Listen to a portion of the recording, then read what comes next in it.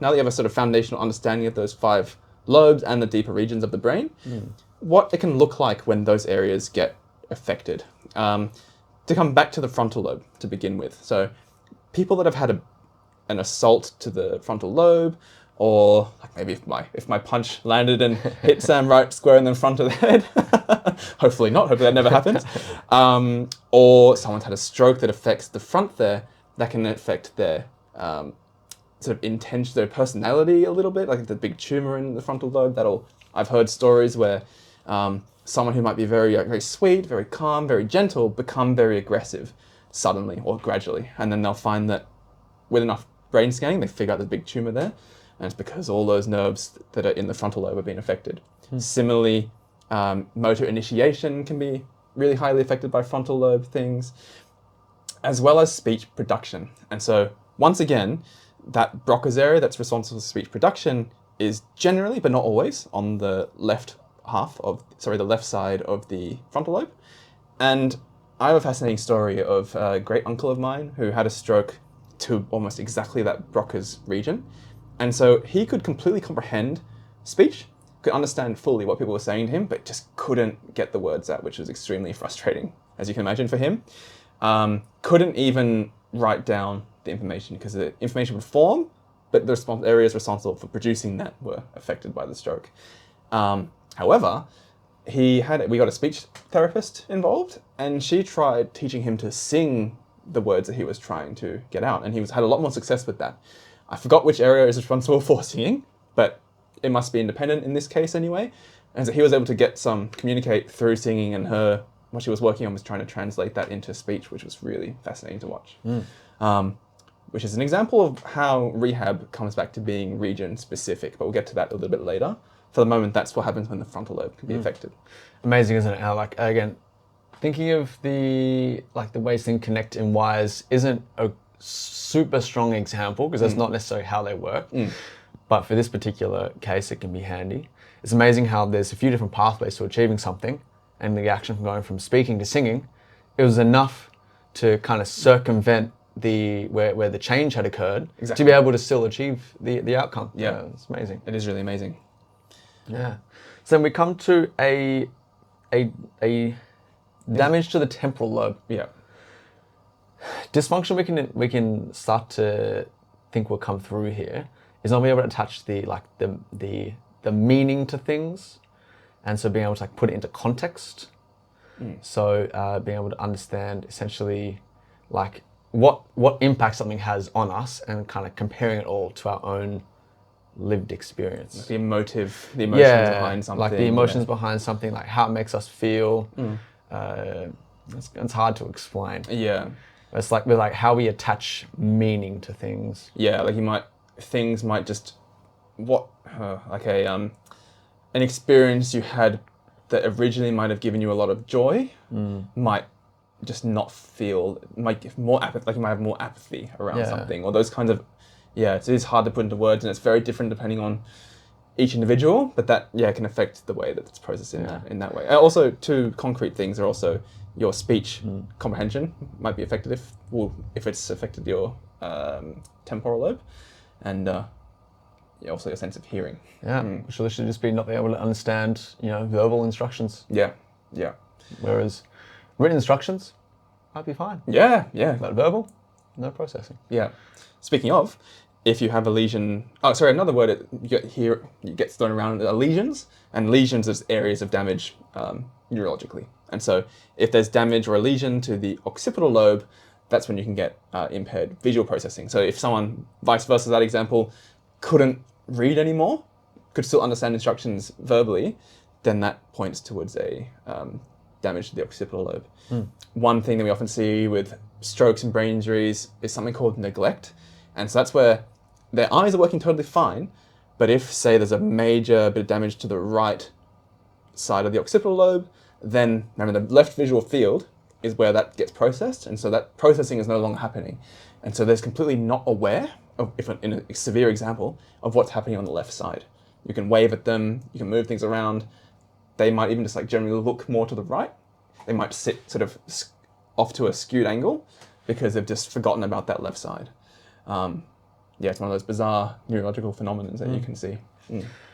Now we'll come back to parietal. I think another one where we're kind of starting to factor in our lived experience in the world to be able to kind of get meaning and context and like understanding of the information.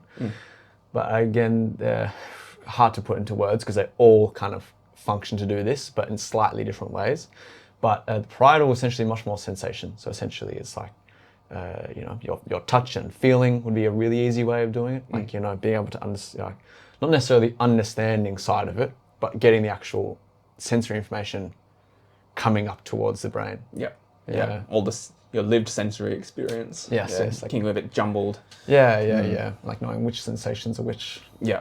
You might get symptoms like numbness, because the touch sensations aren't being processed right. We get phantom sensations, like one part of your body might just feel inexplicably hot or cold for some reason, just because the processing of sensory information is all gone a bit haywire. Yeah. Well, it's like the like if like an amputee having like phantom pain. Yes. Yeah. Like it's so let's say you have your leg chopped off from just above the knee.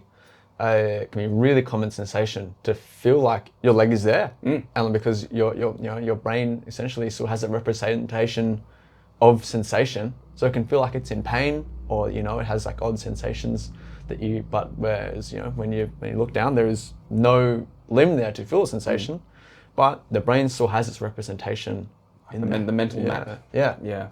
If anyone listening wants to do a bit of Google search for I think it's called the somatosensory homunculus, but it's basically it is a literal map of like our different body parts across that somatosensory cortex, and it weights different areas of our body more heavily. Yeah. So like our hands have a lot of sensory neurons. Our brain does a lot of processing for like hands and lips. Yeah, so it's like a bigger puckered demonstration of yourself. Yeah, exactly. With giant feet and giant hands. Yeah, and like torso is tiny. Yeah. There's not much processing that comes for the torso. But it's very fascinating. So sort of the mirror image of that phantom limb pain is if the brain's affected, body's still completely intact, it'll just won't be processing the signals that are coming in as accurately anymore. And that similarly, if we come to the cerebellum, which again was responsible for error correction, if that error correction process is not happening smoothly anymore, you can get coordination problems. And so clinically, we use the word ataxia a lot, which is an umbrella term of lots of these coordination difficulties. And so, for example, if I'm throwing out a right hook to Sam again, but my cerebellum's not processing that in real time anymore, my frontal lobe might initiate things correctly, but then now it's in the hands of the cerebellum, I might think I should stop about here, but I end up going further and end up overshooting. Or I think I've reached him, but I've stopped well short. Same as like reaching for a cup of coffee, I end up hitting it and knocking it over, or the movement itself is very jerky. That's all coming from cerebellar damage. Dysmetria is the word, I think. Is the word. So, but that can be like under and over. So there's hypo and hypermetria. And so essentially, typically it's always undershooting something. Or overshooting something. And knocking stuff over. Yeah, exactly. Like, for example, like imagine you're trying to pour a jug of water, you hold the cup, hypometria is going to undershoot all the time, whereas hypermetria is going to overshoot the pouring of the cup. And that's a very basic example. You can imagine with more complex movements like walking, can become really much trickier if that area is affected. You might have completely normal strength. Oh, sorry. Speaking of strength, that would come under the motor initiation of the frontal lobe again. So if you have that flaccidity where everything's gone limp, that's usually if the motor centers are being damaged, or either from the deeper substantia nigra that we were talking about earlier. Basal ganglia. Substantia nigra is part of it. But the basal ganglia deeper in, if that's affected, that's the gating for yes or no for movements to happen, or the initial initiation from the frontal lobe, you can end up with that weakness. Whereas if it's a cerebellar injury, you might have completely normal strength, but the coordination of that strength is really breaking down. And so you'll get like very jerky walking patterns. They might look like they can't lift their leg properly, but actually it's just because nothing's firing in the right order. Our goal as physiotherapists or any rehab practitioner is basically to try and target the underlying cause for a symptom. So, for example, if we see someone's very weak, we would need to, in one particular area, we would want to make sure that our exercises are addressing like why is it weak. Lay person who doesn't understand neuroanatomy, to come back to that walking example, they might see someone walking in a very uncoordinated way, but they might think, oh, I think it looks like they're dragging that leg. It's probably very weak. Let's do a lot of leg strengthening. Whereas we come along, we assess things, we check any imaging scans, and we end up finding out that it's the cerebellum that's really affected.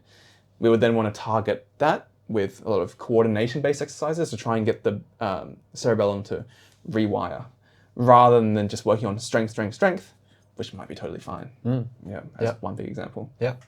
And similar, I guess, if we come back to the cerebral palsy child example, is, let's say, for example, it is spasticity. Like knowing, for example, how to manage spasticity by, knowing, number one, where it comes from, and then being able to kind of put in a plan, knowing that it's not necessarily the muscle we need to change. It's kind of, it is the muscle, that's the area we need to try and get some intervention to improve, but it's not caused from there. It's happening from the stretch reflex. So we can we plan our intervention around trying to factor that in. Yeah. So for example, just going and doing trying to do some passive stretching, or some calf stretches off a block. Yes, that might be stretching out the area, but we're not addressing the underlying issue of the spasticity itself. Yeah.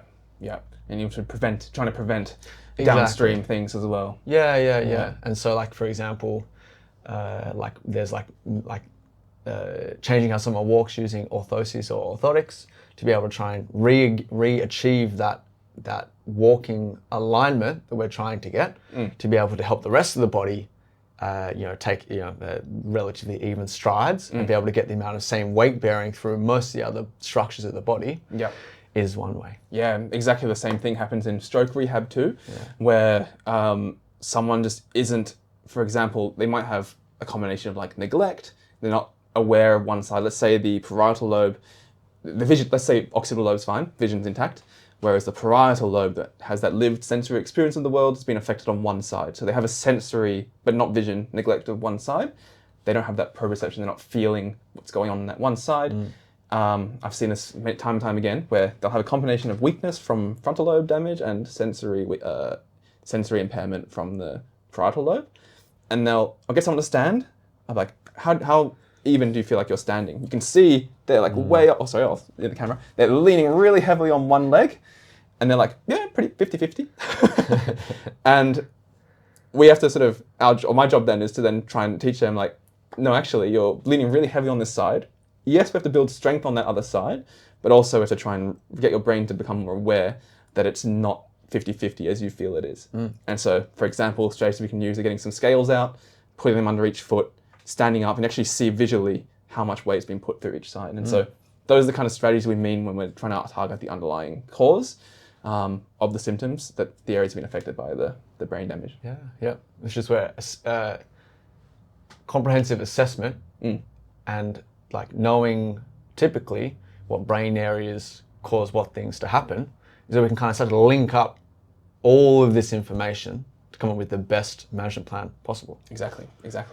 And then want to mention too that the brain has, again, another topic that deserves a big deep dive, that the brain has such a remarkable ability to sort of rewire and not just circumnavigate, as we've talked a little bit about, that's a big part of it, but also to reform pathways in areas that are affected. And so what may look really dire, for example, after a stroke initially, someone might have absolutely no control or sensation through one side, where it appears that way.